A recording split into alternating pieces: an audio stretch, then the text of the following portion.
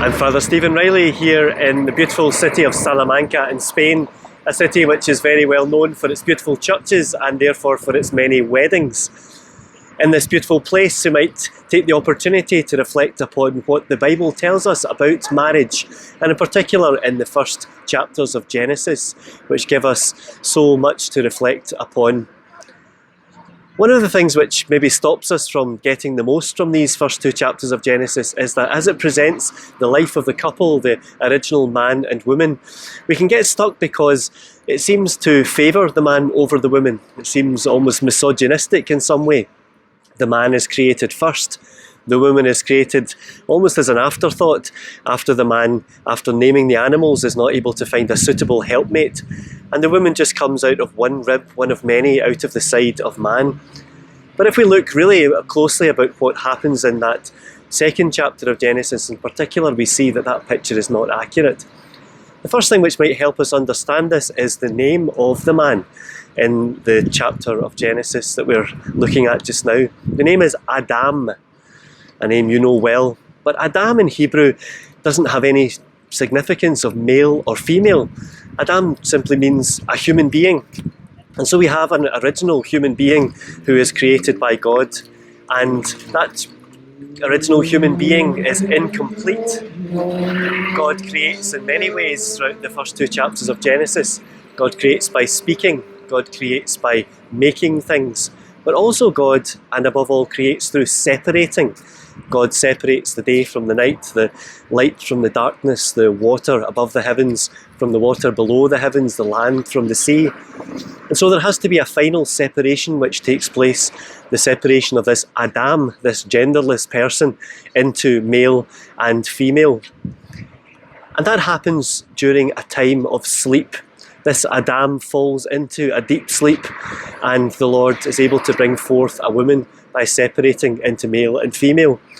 There's a great sense of loss, a great sense of incompleteness in that original human being, no one to share life with, no one to speak to.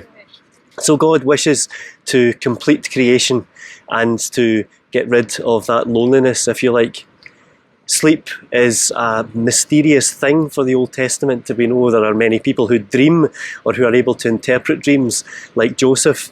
And so to put this Adam to a deep sleep means that there's something mysterious happening. And we know that's the case. The love of man and woman is something mysterious. We can't explain it. We can't justify it, why someone loves me or why I love someone else. It remains part of God's mystery.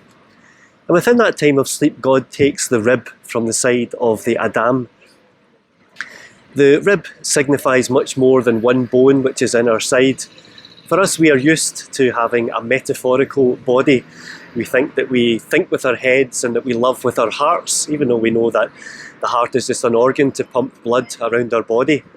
And for ancient people, like the people who read Genesis at the time it was written, then their heart was the place where they would take decisions, almost like our head, whereas the seat of the emotions was the side or the spleen.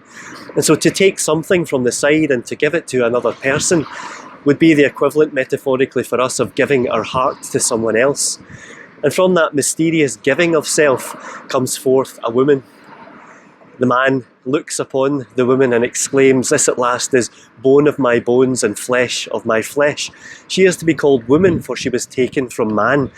And so the first exclamation of a man before a woman is one of delight, finally having someone, having an equal, having a helpmate, someone to speak to. And that's why we hear the first words of the Bible spoken by a human as a man addresses a woman.